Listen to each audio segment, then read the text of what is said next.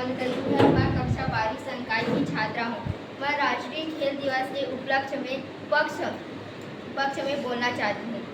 मेरा नाम गायत्री यादव है। मैं कक्षा 12वीं विज्ञान संकाय की छात्रा हूँ। मैं अंतर्राष्ट्रीय खेल दिवस के उपलक्ष्य में विपक्ष में बोलना चाहती हूँ। जैसा कि आप सभी जानते हैं कि खेल हमारे जीवन का एक अभिन्न अंग है। खेल खेलने से हमारा शरीर स्वस्थ रहता है, जिससे यह खेल हमारे जीवन को महत्वपूर्ण भूमिका प्रदान करती है स्वस्थ बनाने में। बहन, खेल हमारे जीवन का कैसा अभिन्न अंग है तथा वह हमारे शरीर को कैसे स्वस्थ बनाए रखता है। खेल खेलने से हमारे शरीर फिट रहता है, जिससे लंबाई में वृद्धि, शारीरिक मानसिक रूप से सभी भावनात्मक व्यवहारात्मक विकास उत्पन्न होती है। इस प्रकार यह हमारे शरीर को स्वस्थ बनाने में मददगार साबित होती है।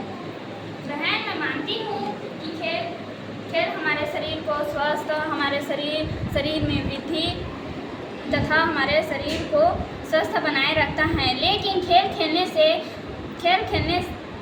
खेलते वक्त अगर दुर्घटना होती है तो खिलाड़ियों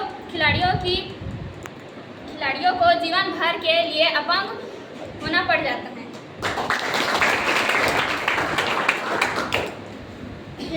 खेल हमारे जीवन के लिए एक वरदान है, जिससे खेल खेलने से हमारे शरीर स्वस्थ नहीं बल्कि मानसिक शारीरिक रूप से भावनात्मक विकास उत्पन्न होती है। मानती हूँ कि बहन, खेल हमारे लिए आवश्यक हैं, लेकिन वह कैसे खेल से हमारा व्यवहार कैसे उत्पन्न हो सकता है। व्यवहार तो आपसी बातचीत, आचरण, आदत व्यवहार से उत्पन्न होता है। खेल खेलने से दो टीमों के बीच एकता भाईचारा की भावना मिलती है, जिससे कि दोनों में एकता भाईचारा की भावनाएं परस्पर एक संबंध बनता है। अरे बहन, आप तो भूल रही हो कि अगर दोनों टीमों के खिलाड़ियों के बीच अगर कोई एक टीम विजेता होता है तो दोनों टीमों के बीच आपसी दुश्मनी पैदा हो जाती है।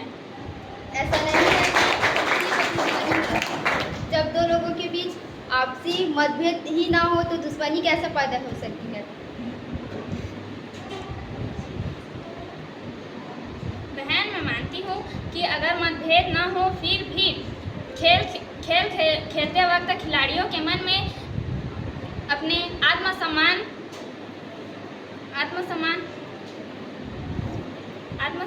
से वे भरे पूरे रहते हैं। लेकिन अगर वे हार जाते हैं तो उनका आत्मसम्मान दूसरों की अपेक्षा कम हो जाती है। इस कारण वे कोमा में भी चले जा सकते हैं।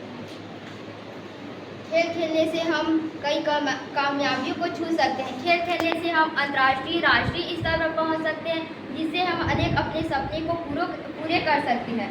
जरूरी नहीं है कि खेल के माध्यम से ही हम अपने सपने पूरे कर सकते हैं, ऊंचाइयों को छू सकते हैं। अन्य क्षेत्र भी हैं जिससे हम ऊंचाइयों को छू सकते हैं, अपने सपने को पूरे कर सकते हैं। उदाहरण के लिए है शिक्षा का क्षेत्र। अरे बहन, मैं मानती हूँ कि शिक्षा का क्षेत्र ही नहीं, यह खेल हमारे जीवन का अभिन्न अंग है, क्योंकि स्वस्थ शरीर का होना बहुत ही जरूरी है, जिसके लिए खेल खेलना बहुत ही आवश्यक एवं महत्वपूर्ण है। यह हमारे जीवन में अहम भूमिका निभाती है। मानती हूँ कि खेल खेलने से हमारे शरीर स्वस्थ रहता है, लेकिन अगर हम खेल नहीं खेलते हैं फिर भी हमारा शरीर स्वस्थ रहता है अगर हम अन्य प्रकार की गतिविधियां करते रहते हैं तो। खेल एक मनोरंजन का साधन है, जिसमें सभी बच्चे एवं बूढ़े सभी खेल खेलना पसंद करते हैं। मानती हूँ कि बहन, खेल सभी लोग खेलते हैं, लेकिन बच्चे शरारती होते हैं जो इधर से उधर दौड़ते रहते हैं तथा बुजुर्ग लोग अपने बुढ़ापे की वजह से खांसते रहते हैं, तो उसे खेल